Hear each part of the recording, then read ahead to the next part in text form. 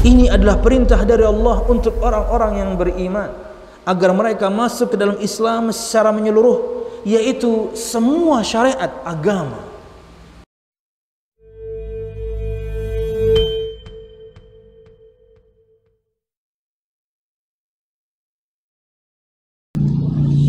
Assalamualaikum warahmatullahi wabarakatuh. Innal hamdalillah nahmaduhu wa nasta'inuhu wa nastaghfiruh wa na'udzu billahi min shururi anfusina wa min sayyiati a'malina. May yahdihillahu fala mudilla lahu wa may yudlil fala hadiya lahu. Ashhadu an la ilaha illallah wahdahu la syarika lah wa ashhadu anna Muhammadan abduhu wa rasuluh. Qala Allah Ta'ala fil Qur'anil Karim, a'udzu billahi minasy syaithanir rajim. Ya ayyuhalladzina amanu taqullaha haqqa tuqatih wa la tamutunna illa wa antum muslimun. يا أيها الناس اتقوا ربكم الذي خلقكم من نفس واحدة وخلق منها زوجها وبث منهما رجالا كثيرا ونساء واتقوا الله الذي تساءلون به والأرحام إن الله كان عليكم رقيبا. يا أيها الذين آمنوا اتقوا الله وقولوا قولا سديدا يصلح لكم أعمالكم ويغفر لكم ذنوبكم ومن يطع الله ورسوله فقد فاز فوزا عظيما. فإن أصدق الحديث كتاب الله وخير الهدي هدي محمد صلى الله عليه وسلم وشر الأمور محدثاتها فإن كل محدثة بدعة wa kullu bid'atin dhalalah wa kullu dhalalatin finnar, amma ba'd. Hadirin dan hadirat Bapak Ibu jamaah sekalian rahimakumullah. Alhamdulillah, segala puji dan syukur marilah kita haturkan kepada Allah Subhanahu wa ta'ala. Kemudian salawat serta salam semoga selalu tercurahkan kepada junjungan besar Nabi kita Muhammad sallallahu alaihi wasallam, juga beserta para sahabatnya, keluarganya, dan segenap kaum muslimin yang selalu istiqamah berpegang teguh dengan Islam sampai hari kiamat kelak. Hadirin dan hadirat Bapak Ibu jamaah sekalian rahimakumullah, melanjutkan pembahasan kita masih dengan tafsir As-Sa'di. Dan pada kesempatan subuh kali ini kita ambil satu firman Allah Subhanahu wa ta'ala, surah Al-Baqarah ayat 208. Allah Subhanahu wa ta'ala berfirman, Ya ayyuhalladzina amanu udkhulu fis silmi kaffah wa la tattabi'u khutuwatis syaitan innahu lakum aduwwum mubin. Yang artinya adalah, hai orang-orang yang beriman, masuklah kamu ke dalam Islam secara keseluruhan dan janganlah kamu turut atau mengikuti langkah-langkah syaitan. Sesungguhnya syaitan itu musuh yang nyata bagimu. Jamaah sekalian rahimakumullah, pada bahasan subuh kali ini kita ingin mengingat kembali mungkin pelajaran dasar kita sebagai seorang muslim, apa sebenarnya Islam itu dan bagaimana kemudian seorang muslim menjalankan agamanya. Dan yang namanya menjalankan ketaatan kepada Allah Subhanahu wa ta'ala itu tentunya perkara yang bukan berat sebenarnya, tapi ada beban. Makanya semua kita dinamakan al-mukallafin, orang-orang yang diberikan beban kewajiban. Dan kita tahu bahwasanya iblis tidak pernah akan rela kita menyembah Allah Subhanahu wa taala. Target jangka panjang iblis, semua kita masuk neraka. Allah Subhanahu wa taala memberikan tangguh untuk umur iblis karena dia yang meminta dan Allah kabulkan. Anzirni ila yaumi yub'atsun. Ya Allah, berikanlah aku tangguh undur hingga hari mereka dibangkitkan. Artinya dia minta umur yang panjang. Allah Subhanahu wa taala berfirman, innaka minal munzarin. Sesungguhnya kamu di antara yang diberikan tangguh atau waktu atau umur yang panjang. Sebelum ulun lanjutkan, harusnya kita berpikir bahwasanya iblis memohon kepada Allah Subhanahu wa taala saja Allah kabulkan. Iblis memohon kepada Allah Subhanahu wa taala satu permohonan dan Allah kabulkan. Di antara keterangan para ulama tafsir bahwasanya dikabulkannya doa iblis, permintaan iblis karena sebelum dia bermaksiat, karena sombongnya dia tidak mau sujud kepada Nabi Adam, dia hamba yang taat. Karena dia pernah taat, maka Allah kabulkan doanya. Seharusnya cara pandang kita adalah bagaimana kemudian kita selama ini yang alhamdulillah selalu taat. Harusnya kita makin banyak berdoa kepada Allah Subhanahu wa taala. Yang pernah taat saja Allah kabulkan. Dan doanya, permintaannya luar biasa besar, panjang umur sampai hari kebangkitan. Ini sudah janji iblis. Kata dia, la ughwiyannahum ajma'in. Saya akan sesatkan mereka semuanya. Di firman Allah yang lain Allah menceritakan perkataan iblis, la aq'udanna lahum siratal mustaqim. Aku akan halang-halangi mereka semua dari jalanmu yang lurus. Apa itu? Islam. Dari menjalankan Islam ini dia akan halang-halangi kita. Karena target jangka panjang dia, semua kita bersama dia di neraka Allah. Maka jangan pernah merasa aman dengan iman ini. Karena iblis akan selalu menggoda kita, dia dan semua bala tentaranya, agar kita bermaksiat kepada Allah Subhanahu wa taala. Syukur-syukur kemudian sampai kafir. Dan nanti ulun akan sebutkan makna khutuwatis syaitan. Di antara keterangan Imam Ibnul Jauziyah, tahapan-tahapan syaitan menggoda kita itu apa? Nah, jamaah sekalian rahimakumullah, Allah Subhanahu wa taala berfirman, hai orang-orang yang beriman, udkhulu fis silmi kafah, masuklah ke dalam Islam secara menyeluruh atau secara keseluruhan. Apa maksudnya ini? Perhatikan penafsirannya. Berkata Syekh Abdurrahman bin Nasir As-Sa'di rahimahullah ta'ala,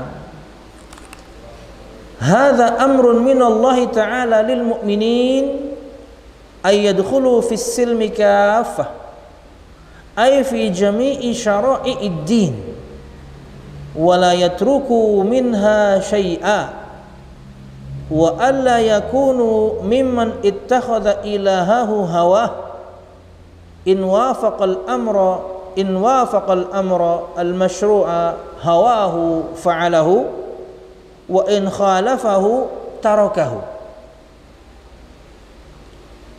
Dalam ayat ini Allah Subhanahu wa taala memerintahkan orang-orang yang beriman agar masuk ke dalam Islam secara menyeluruh. Artinya adalah masuk ke dalam Islam fi jami'i syara'i'id din wa la yatruku minha syai'a. Masuk ke dalam seluruh syariat dan tidak meninggalkan sedikit pun, mau itu perkara akidah, ibadah, muamalah, adab, akhlak, ia berkaitan dengan Islam, masuk ke semuanya. Jangan separuh-separuh. Makanya disebutkan di sini keterangan oleh beliau, wa alla yakunu man ittakhadha ilahahu hawa. Dan agar mereka jangan menjadi orang-orang yang menjadikan hawa nafsu mereka sebagai tuhannya. Bagaimana prakteknya? Jika perkara yang disyariatkan itu sesuai dengan hawa nafsunya, dia akan lakukan. Dan jika perkara syariat tersebut tidak sesuai dengan hawa nafsunya, dia tinggalkan. Nah ini, orang yang tidak masuk ke dalam Islam secara menyeluruh itu ya seperti ini. Kalau kemudian syariat itu sesuai dengan yang dia inginkan, dia lakukan. Tapi kalau tidak sesuai, ntar dulu. Jadi Tuhannya itu adalah hawa nafsunya. Beragamanya masih dengan hawa nafsunya. Beragamanya masih dengan rasa. Wah, ini syariat Islam yang ini gak cocok ini. Tidak mau dia jalankan. Kemudian biasanya dengan alasan yang macam-macam. Ini berat, itu berat. Nah, sebanyak kaum muslimin bisa melakukan. Berat dari mana? Kayak misalnya ada ibadah yang mungkin akan kita hadapi berikut atau dalam waktu dekat ini.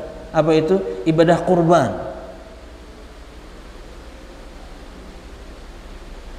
Ada yang tidak masuk Islam secara menyeluruh.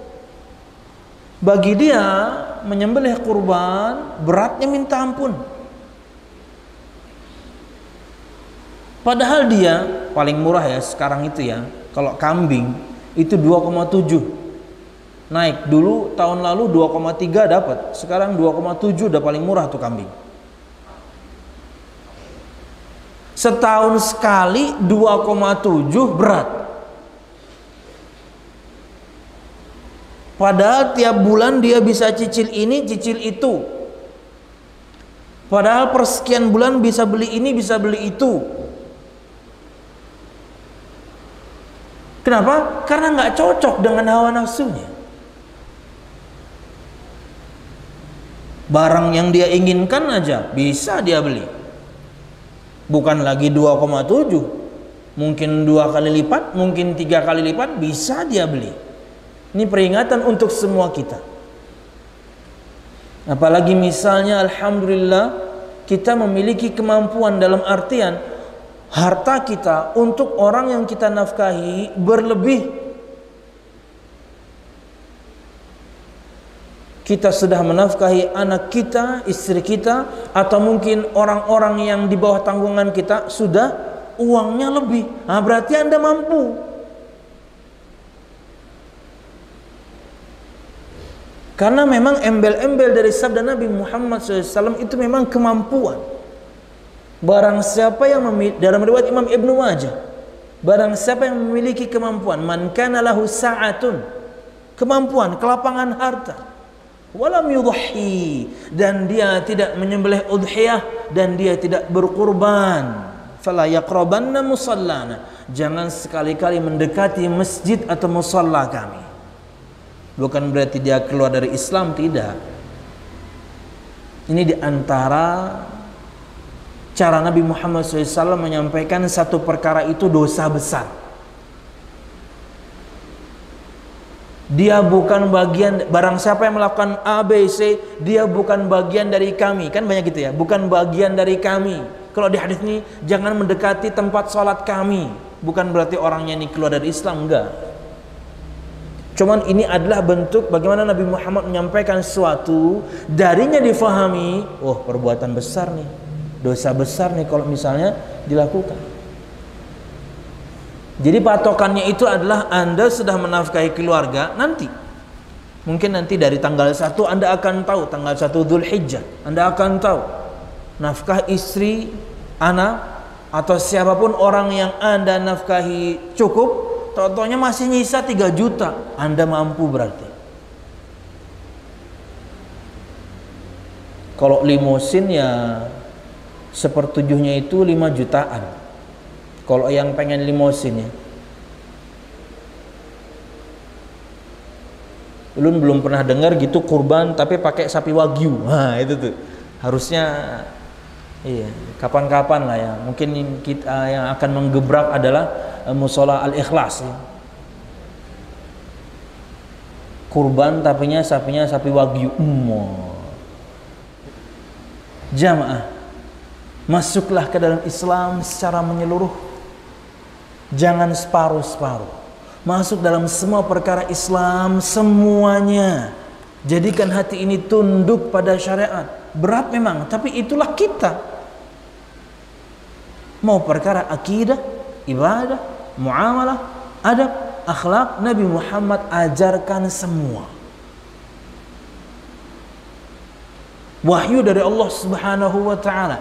Perintah pasti untuk kebaikan kita, larangan pasti buruk untuk kita. Simple aja. Tanamkan itu di benak kita semua ya. Perintah, dan ini perkataan Syekh Abdurrahman bin Nasir As-Sa'di juga di kitab yang lain. Tidak ada satu perintah kecuali di baliknya begitu banyak manfaat, tidak ada satu larangan kecuali di baliknya begitu banyak madarat, itu pasti. Jalankan saja. Tunduklah dengan perintah Allah dan Rasulnya dan tinggalkan kemaksiatan kepadanya. Itulah orang yang masuk ke dalam Islam menyeluruh, berserah diri kepada Allah Subhanahu wa taala. Al-istislamu lillahi bit-tauhid wal inqiyadu lahu bit-ta'ah wal bara'atu minasyirki wa ahlih. Nah, itu di antara definisi Islam yang mudah. Berserah diri kepada Allah dengan mengesahkan Allah dalam beribadah, bertauhid. Kemudian tunduk dan patuh kepada Allah dengan menjalankan ketaatan. Itulah muslim. Muslim itu bertauhid, muslim itu taat beragama. Wal bara'atu minasyirki wa ahlih, dan berlepas diri dari kesyirikan dan para pelakunya. Dan muslim itu tidak berbuat syirik. Pengen kaya boleh, tapi apa? Tapaki jalannya, cari sebab-sebabnya. Bukan kemudian sebab juga tapi instan. Apa itu? Pesugihan. Syirik jadinya. Subhanallah. Jamaah sekalian rahimakumullah, kata beliau, ini adalah perintah dari Allah untuk orang-orang yang beriman agar mereka masuk ke dalam Islam secara menyeluruh, yaitu semua syariat agama. Ulun sebutkan tadi dengan 5 hal yang ulun sebutkan. Baik itu perkara akidah, keyakinan, ibadah, muamalah, adab, akhlak. Nabi Muhammad ajarkan semuanya. Dan masing-masing pun kemudian dipisahkan oleh para ulama dalam karangan-karangan yang khusus. Tapi kalau pian mau 5 perkara ini ada dalam satu kitab, banyak juga karangannya. Contoh yang paling mudah dan mungkin sudah, dan bukan mungkin, dan terjemahannya pun sudah ada banyak, Minhajul Muslim. Itu 5-5-nya semua dalam satu kitab. Ada perkara akidah dibahas di awal, ibadah kemudian selanjutnya, baru kemudian adab, akhlak, dan tazkiyatun nufus, pengsucian hati dan jiwa di bagian akhir. Muamalah semuanya, jual beli lengkap, 100 ribuan. Kalau Anda bertanya, Ustaz, kitab apa yang harus saya miliki? Nah, itu salah satunya. Minimal sekali perpustakaan mini kita di rumah ada buku yang kayak gitu-gitu. Ustaz, saya sudah punya, saya pengen yang lain. Beli Ibnu Katsir, tafsir Ibnu Katsir, beli. Terjemahannya sudah banyak, 10 jilid, nggak sampai 2 juta, murah. Lebih mahal handphone, lebih mahal sepeda motor. Sayangnya memang sebagian toko, ya karena dia 10 jilid, susah mereka menjual yakni satuan, ya harus 10-10-nya kita beli. Anda harus punya buku tafsir di rumah, buku hadis di rumah, buku akidah, sirah, harus memiliki di rumah. Karena cabang agama ini banyak dan kita harus memasukinya semuanya. Dan Islam itu mudah asal kemudian kita mau mempelajarinya. Jangan susah dulu. Nggak bisa kalau dari pertama Anda susah, nggak bisa nanti. Dan khususnya untuk para bapak-bapak kepala keluarga. Dan janganlah mereka meninggalkan sesuatu pun dari syariat tersebut. Jangan mereka menjadi orang yang menjadikan hawa nafsunya sebagai Tuhannya. Jika perkara syariat itu bersesuaian dengan hawa nafsunya, dia lakukan. Jika perkara syariat itu tidak bersesuaian dengan hawa nafsunya, dia tinggalkan. Enggak kayak gini Muslim. Makanya kata Nabi Muhammad SAW di hadis yang lemah, la yu'minu ahadukum hatta yakuna hawahu taba'an lima ji'tu bihi, atau kama qala sallallahu. Disebutkan di hadis yang lemah, tapi maknanya ini lurus. Nah, ini uniknya ya. Banyak hadis yang lemah, tapi maknanya lurus karena disebutkan di hadis-hadis yang lain atau sesuai dengan firman Allah Subhanahu wa taala. Tapi berkaitan dengan redaksi hadis yang ulun sampaikan ini lemah, tapi maknanya lurus. Perhatikan. Sama seperti doa buka puasa, Allahumma laka sumtu wa bika amantu. Hadisnya lemah, tapi maknanya lurus. Seorang bersyukur kepada Allah Subhanahu wa taala. Jamaah sekalian rahimakumullah, kata Nabi Muhammad, tidak sempurna iman salah seorang di antara kalian hingga hawa nafsunya mengikuti wahyu yang aku datang dengannya. Kalau beribadah kepada Allah, beragama lebih umum, masih pakai rasa, ini repot. Sesuai dengan yang kita inginkan, kita jalankan. Nggak sesuai, cari perkataan ulama yang kemudian membolehkan. Terjadi dalam perkara riba, terjadi dalam perkara musik, terjadi dalam perkara, bahkan kemarin mungkin heboh 1 tahun yang lalu, di mana seorang dengan memutar kata hingga kemudian menghalalkan zina. Kenapa? Karena larangan zina nggak cocok sama dia. Dia suka jajan. Larangan riba nggak cocok sama dia. Dia suka makan yang haram. Larangan untuk mendengarkan kata-kata lahu yang sia-sia nggak cocok sama dia. Dia suka dangdutan. Beribadah masih pakai rasa, belum. Anda nggak keluar dari Islam, enggak, belum sempurna aja. Dan iman itu bisa sempurna. Ya, wallahu a'lam bishawab. Jamaah sekalian rahimakumullah. Kemudian kata beliau, balil wajib ayyakuna al-hawa taba'an lid-din. Bahkan harusnya sebaliknya, kewajiban kita sebagai seorang muslim mukmin adalah hawa nafsu kita, keinginan hati dan jiwa ini mengikuti agama, wahyu Allah Subhanahu wa taala, firman Allah, sabda Nabi Muhammad. Ini yang seharusnya. Nabi perintahkan ini, gawi aja, pasti manfaat. Nabi Muhammad larang itu, tinggalkan aja, mesti madarat. Enggak ada tetap, belum aja. Tutat kawan lu tateh ahli maksiat, banyak duitnya, keluarganya bahagia, rumahnya banyak, mobilnya banyak, bininya satu aja bang, rumah banyak, pokoknya bisnisnya luar biasa, sembahyang ada semua tateh. Wah, Anda nggak pernah tahu yang namanya istidraj, bentuk tipuan dari Allah Subhanahu wa taala.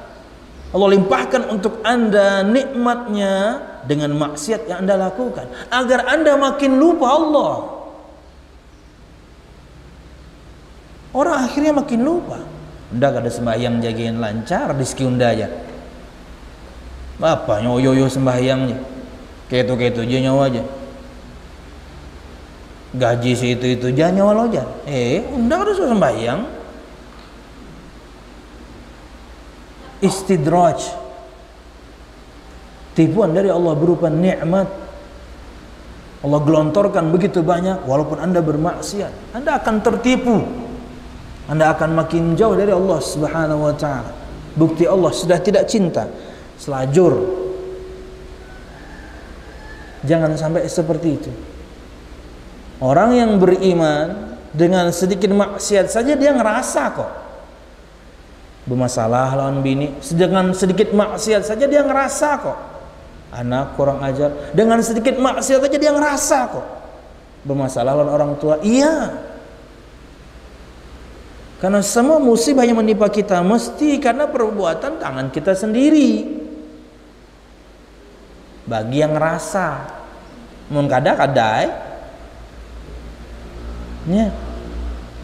Jamaah sekalian rahimakumullah. Kemudian wa ayyaf'ala kullama yaqdiru alaihi, dan hendaknya dia melakukan segala sesuatu yang dia mampu lakukan. Karena memang agama tuh kayak gitu.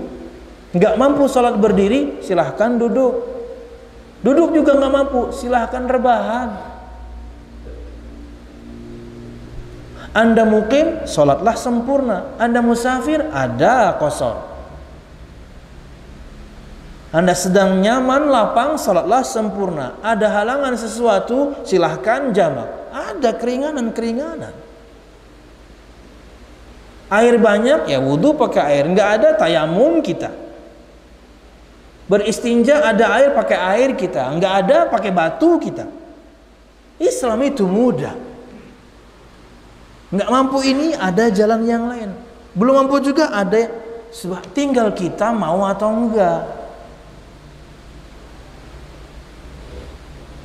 Tapi tataya minuman keras tunah, nikmat-nikmat ulun bahari suah, gantinya belum ada. Kata siapa? Anda belum pernah minum yang macam-macam aja. Yang halal banyak, yang halal sangat banyak. Bahkan yang halal Allah diamkan, yang haram yang sedikit. Pian pernah lah minum cappuccino toge? Belum pernah kan? Belum. Ulun juga belum pernah. Yang jual ada nggak tuh? Minuman aneh ya. Wa ayyaf'ala kullama yaqdiru alaihi min af'alil khair wa ma ya'jizu anhu yaltazimuhu wa yanwihi fayudrikuhu biniyatihi.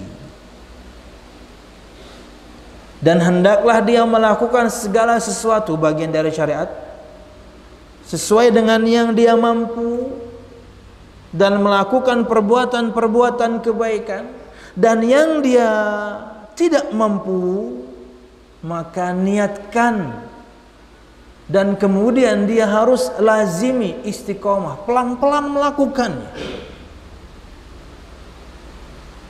Karena seseorang akan mendapatkan pahala dengan niatnya. Orang kalau biasa sholat subuh berjamaah, suatu saat kemudian dia sakit dan harus sholat di rumah, dia dapat pahala jamaah. Kenapa? Dia biasa ke masjid. Walaupun kemudian di antara keterangan para ulama bukan pahala full sama, tapi tidak, pahala semangat dia, pahala usaha dia kala itu akan sama. Selalu jalankan ketaatan, tanamkan niat yang baik, kemudian pelan-pelan lakukan. Suatu saat Anda terhalang dari melakukannya, tetap dapat pahala. Subhanallah. Anda tiap hari baca Quran, sehari 1/4 juz, setengah juz, 1 juz. Suatu waktu, karena Anda rutinnya, suatu waktu entah sesuatu dan lain hal, Anda hari itu nggak kebaca, tetap dapat pahala. Anda selalu melakukannya. Subhanallah. Islam, masuklah ke dalam Islam secara menyeluruh. Kemudian di bagian akhirnya, walamma kana ad-dukhulu fil islami kafah wala yumkin wala yutasawwar illa bi mukhalafati turuqi syaitan, qala wala tattabi'u khutuwati syaitan ay fil amali bi ma'asillah innahu lakum aduwwun mubin wal aduwwul mubin la ya'muru illa bis-su'i wal fahsya wa ma bihi ad-dararu 'alaikum. Dan ketika praktek masuk dalam Islam secara menyeluruh, tidak mungkin dan tidak bisa dibayangkan kecuali kita harus menyelisihi syaitan. Ketika ada perintah masuk dalam Islam secara menyeluruh, kata beliau, la yumkin wa la yutasawwar, tidak mungkin dan tidak bisa dibayangkan, digambarkan, kecuali masuk Islam menyeluruh itu harus dengan menyelisihi syaitan. Dan ini diantara senjata seorang muslim dalam peperangannya melawan iblis dan semua tentaranya, apa itu? Menyelisihinya. Harus berbeda. Dia bermaksiat kepada Allah selalu, kita taat. Dia tidak mau sujud, kita sujud. Kemudian Allah berfirman, dan janganlah kamu mengikuti langkah-langkah syaitan. Disebut oleh para ulama, di antara langkah syaitan itu satu, dia akan jerumuskan kita kepada kesyirikan. Dosa besar yang paling besar, syirik. Meninggal seorang dengan syirik, selesai. Tidak diampuni. Nabi pun tidak bisa tolong Anda, karena meninggal dalam keadaan menyekutukan Allah Subhanahu wa ta'ala. Orangnya bertauhid, turun kemudian yakni khutwah atau tahapan berikutnya, orang ini diajak untuk berbuat kebid'ahan, menjalankan agama tapi tidak sesuai tatanan syariat, menjalankan sebuah ibadah Nabi Muhammad tidak pernah ajarkan. Ini levelnya nomor 2 loh. Imam Sufyan Ats-Tsauri mengatakan bahwasanya iblis lebih suka dengan orang pelaku bid'ah dibandingkan pelaku kemaksiatan, karena pelaku bid'ah susah dibenerin, pelaku kemaksiatan mungkin bertobat. Karena pelaku kebid'ahan merasa dia sedang menjalankan ketaatan. Gimana mau dinasehatin? Pak, nang pian gawe ini Pak ai kada perintahnya nyawani aja udah lagi sembahyang. Pak, nang pian gawe ini Pak ai kada tuntunannya udah nih puasa. Padahal puasanya tidak pernah diajarkan, padahal sholatnya tidak pernah diajarkan, padahal zikirnya tidak pernah diajarkan, padahal sholawatnya tidak pernah diajarkan. Kenapa susah dikasih tahu? Dia merasa dia sedang beribadah. Lain dengan tahapan ketiga, dosa besar. Siapapun orang, kalau misalnya masih ada sedikit hati nuraninya, dia tahu yang dia lakukan salah. Mungkin semua kita juga merasa jijik dengan satu dosa, seorang anak menggauli ibunya. Tapi ada yang melakukan? Ada. Sedikit, banyak. Level terendah orang makan riba itu sama seperti orang yang menyetubuhi ibunya. Anda jijik dengan orang yang disebutkan menyetubuhi ibunya, tapi kita riba hajar aja terus. Subhanallah, baru dosa besar. Tak taunya orang ini dosa besar pun jauh, baru dosa kecil. Semua yang kemudian tidak ada, yakni ciri-ciri dosa besarnya, tidak ada ancaman nerakanya, tidak ada ancaman laknatnya, tidak ada ancaman hukuman tertentunya. Atau ketika dilakukan buruk dia, cuman imbasnya kecil, maka dia dosa kecil. Tak taunya dosa kecil pun dia jauh. Turun lagi ke bawah nih, melakukan perkara yang mubah tapi berlebihan. Futsal mubah, boleh olahraga, tapi berlebihan. Atlet gin kada pagi futsal, kena sore futsal, kena malam futsal. Atletnya kada futsal terus. Kasihan bini di rumah. Mau unjun boleh, tapi mun sudah dapat ambil, jangan sudah dapat pengen rilis pulang. Nah ini kerja gawian ngarannya, dapat ambil, pangga, masak, makan, tapi jangan berlebihan. Mau unjun sampai 24 jam, berlebihan ngarannya. Jangan tertipu ya, itu level di bawah sekali. Perkara mubah tapi Anda melakukannya berlebihan. Kalau Anda kena, terkadang ada orang bahkan perkara mubah pun dia setting. Anda pokoknya mau unjun tuh ya sekedarnya aja. Baru kemudian turun paling bawah, khutwah paling bawah. Apa itu? Melakukan satu perkara yang tidak lebih utama dibandingkan yang utama. Itu talbis. Orangnya sembahyang tahajud, subuh guring, sholat duha kada suah pagat, zuhur lewat, sedekah sana sini, padahal zakat yakni memenuhi persyaratan, zakat kada dikeluarkan. Anda kira itu bukan talbis? Itu langkah-langkah syaitan. Kalau yang paling bawah kena, baru dia nanti naik lagi ke atas, set, akhirnya berbuat syirik kepada Allah Subhanahu wa ta'ala. Jangan ikuti langkah-langkah syaitan. Kata Nabi Muhammad SAW, Inna allaha ma'al qadhi ma lam yajur, fa in jara alzamahu syaitan. Sesungguhnya Allah akan selalu bersama orang yang qadhi. Qadhi itu hakim. Belum terjemahkan dengan para penegak hukum. Mau polisi kek, mau siapa kek, terserah. Para penegak hukum. Allah bersama Anda selama Anda tidak berdusta. Fa in jara, dan apabila dia mulai berdusta, bohong sana sini, mulai enggak amanah, alzama syaitan, syaitan akan melaziminya, nempelin dia, ngikutin dia. Allah sudah berlepas diri. Dan inilah mungkin yang terjadi ke banyak orang di zaman kita sekarang. Allah sudah berlepas diri darinya. Kenapa? Bohong kerjaannya.